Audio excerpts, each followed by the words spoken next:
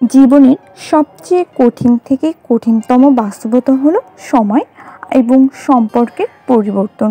মানুষের জীবনে যা কিছু ধরে রাখতে চায়, চিরকাল সুখ, ভালোবাসার সম্পর্ক অথবা নিজের প্রয়োজন মুহূর্ত, সবই এক সময় বদলে যায়।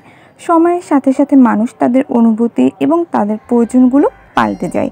এই পরিবর্তন মেনে নেওয়া, প্রিয়জনের দূরে চলে যাওয়া অথবা নিজের ইচ্ছের বিরুদ্ধে বাস্তবতার সাথে খাপ খাওয়ানো জীবনের সবচেয়ে কঠিন চ্যালেঞ্জের মুহূর্ত।